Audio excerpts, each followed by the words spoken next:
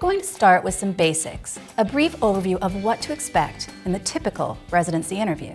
From there, we'll move on to in-depth lessons on how to prepare and how to handle the trickiest questions. But first, Residency Interviews 101.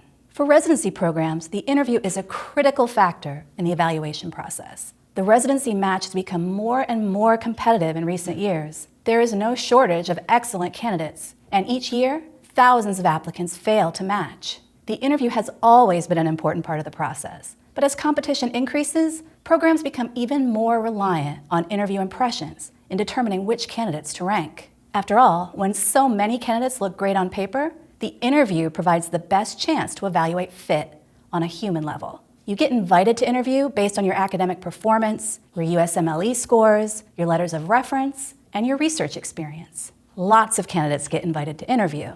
Once your foot is in the door, it's up to you to stand out from the rest of those qualified applicants. The interview is your opportunity to shine. The data from program director surveys consistently shows that the residency interview is the most important factor when deciding how to rank a residency applicant.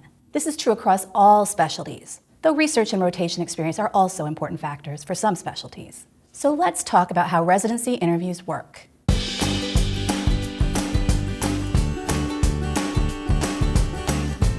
Let's start with how the residency interview fits into the match timeline.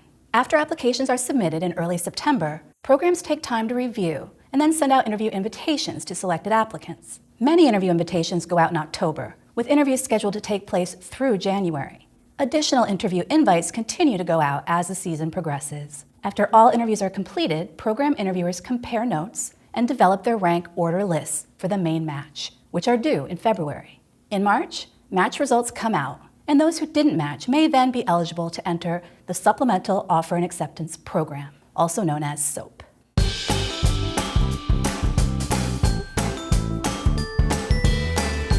For both programs and applicants, the interview stage is about gathering key intelligence to make very important decisions. Let's look at the goals of both sides. For interviewers, the goals are to confirm and expand upon the information that you provided in your application. There's nothing like face-to-face conversation to evaluate communication and interpersonal skills, get to know more about your goals and motivations, and judge general professionalism. They are also trying to determine how you would fit into the culture of the program. Meanwhile, just as you are trying to put your best foot forward, the representatives of the residency program want to show their program in the best possible light, selling it in the hopes of being top ranked by top applicants. Bottom line, the interview is how they gather intelligence to shape their rank order list of candidates for the match. For you, the interview provides the opportunity to learn more about the program and to meet potential colleagues and mentors. You're trying to balance two very important goals. One, to determine which programs will be the best fit for you and your goals. And two, to make a great impression in every interview, to give yourself the best odds of a happy match. It's kind of like going on a first date, but with much higher long-term stakes. You're trying to get to know the program while simultaneously wowing them in case it turns out to be your dream match. All of this while still being yourself. You can see why so many people, even the best applicants, struggle with residency interviews. They're not easy. You have a very small window of time to connect with the interviewer, convey your qualifications, and get a sense of the program fit for your own purposes. That's why preparation and practice are so helpful when it comes to interviewing skills. It's not about faking or performing. It's about planning enough to be the most focused, polished, personal, and eloquent version of your true self. It's about giving your interviewers a sense of who you really are in this manufactured format of the interview. We'll come back to how to do this in an authentic way in future lessons.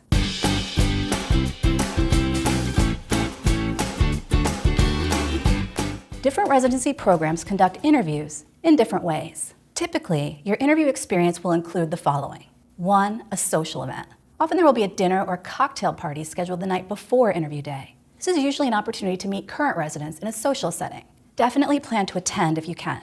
It's a great way to learn about the program and to connect with residents who often weigh in on the ranking list. While this is generally meant to be a social event, remember that it's still part of the interview process and your behavior will be observed. Then, the interviews. For each program, you will likely meet with at least 3 people, often in separate one-on-one interviews of 20 to 30 minutes each. Some programs will ask you to interview with 2 or more interviewers at the same time. You will likely be meeting with the program director, faculty members, and residents. You may also meet other staff members. Usually, the program will send you an itinerary in advance with the names of your interviewers. Then there's the tour, or presentations. Many programs provide a tour of the facilities or the opportunity to sit in on a conference, morning report, or presentation. These are great opportunities to learn more about the program and the resident experience. Again, remember that this is also part of the interview process. Your attitude and questions may factor into their overall impression of you. When it comes to the more informal portions of the interview experience, look for opportunities to make connections. Prepare questions to show your interest and enthusiasm. You don't have to be an aggressive schmoozer. In fact, that can work against you, depending on the culture of the program. Be professional and enthusiastic. Make an effort to connect and learn as best you can.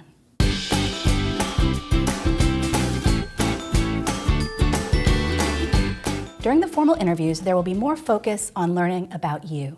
As discussed, you will likely be meeting with at least 2 to 3 different people for approximately 15 to 30 minutes each. You'll find that the tone and style of your interviewers will vary greatly. Some interviewers will be very conversational and just want to chat about your background and goals in an informal way.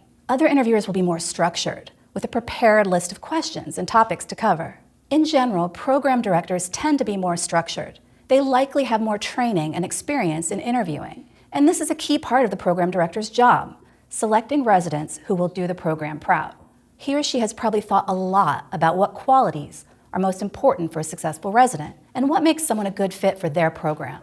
As a result, the program director is more likely to ask probing and behavioral questions. Faculty members and residents may be more conversational. Most programs don't give detailed instructions to interviewers regarding what to ask, though many provide some general guidance. Some interviewers may have specific ideas about good questions to ask, while others will just want to get to know you. This is why there is such variation in residency interview questions. Despite the wide range of possibilities, there are some questions and topics that you are almost certain to get, especially if you go on a number of interviews. For lots more info on questions to prepare for, please see our lesson on the most common residency interview questions, and then our follow-up lessons expanding on how to answer the most tricky and critical questions.